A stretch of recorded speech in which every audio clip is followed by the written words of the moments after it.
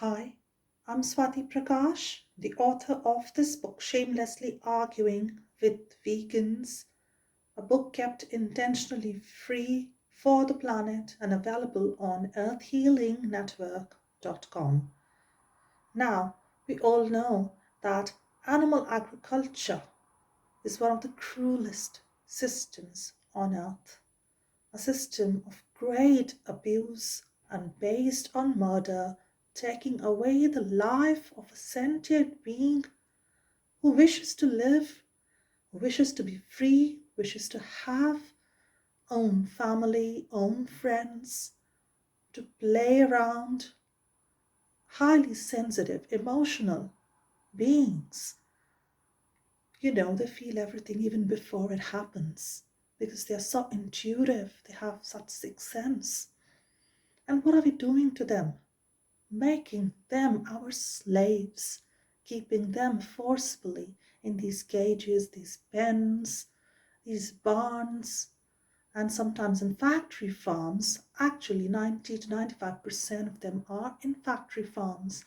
And even when they are labeled as free range and organic farms, it is still abuse and it still ends as slaughter, which is murder. So, I'll start with a message for the day, a positive message, and see what is the argument that comes up today. An argument that defies logic and that justifies violence is not a valid argument, but we'll still consider how to respond to those. The guidance before we do that is called Be Candid. Candid. This is from an oracle card set based on divine higher self as an animal oracle of elephant god. Candid meaning open, free, speak your truth without worries. Because sometimes as vegans, we get very worried with how are people going to react to us. We don't want to get into arguments, yes, but can we have friendly conversations non-violently? Can we speak fearlessly without measuring every word we say? We're not insulting or harming someone through our words. We are creating a beautiful world free of harm, where animals will not be humiliated the way they are. So let us be more open about our ideas. Let the word spread around in your neighborhood, everywhere you go, talk about it. So, with that in mind, let's see what is the argument that might come up when we go and start talking to people. This argument says, number 16, it's so expensive to run a household, times are difficult, I'm struggling. Going vegan is another task on top of that, and I don't want to do it. So, people struggle. Don't we all struggle? Yes, we do. But don't we all deserve a planet to live on? How will we have a planet to live on if we continue on this path of animal abuse, exploitation, and keep 80 billion land animals as slaves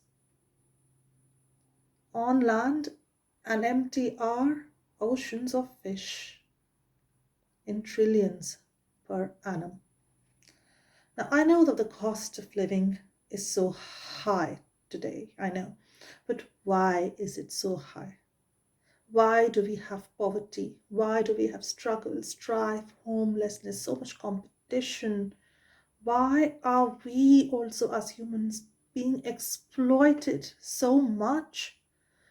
A few thousand years ago, this concept of animal farming came into our planet.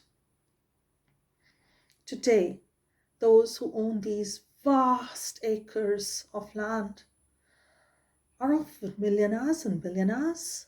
Well, apparently 50% of the country I live in is occupied by animal farms, UK. Similar statistics may be reflected in your nation. So imagine how much land is usurped by animal agriculture. And this is the total land. If you count the arable land, 80 to 85% of our farmland, instead of being used for living human beings to live, for animals to live, for wildlife, and for plant-based agriculture, which actually can feed the whole planet, where has our sense gone? All of this arable land usurped by animal agriculture, causing all of this trauma to us humans. Children dying of hunger because we want the taste of the body of innocent victims. We call them meat, but they are not meat for us. They are not food for us because we are frugivore humans. We cannot survive like this. Whatever is left of the land is also polluted miserably. We have hardly any resources left. We have germs everywhere due to animal farming. Food is so expensive. It has to be transported from other countries because we don't have land to grow food on. Do you have enough land to feed your family? Hardly a few of us do. It's very rare for us to be rich enough to own land, to feed our own children. Most of our crops are fed to animals who are killed. So, using 80% or more of our arable land to produce hardly 18% of the calories of the world is sheer stupidity. And this is called capitalism. The rich who occupy land have boosted up the land prices and housing costs so terribly. Can you afford to start your own business just like that if you don't have family wealth? If you don't have money in your bank and you have to earn it, it'll take you years to pay off your mortgages. Now, this is all a tightly controlled business.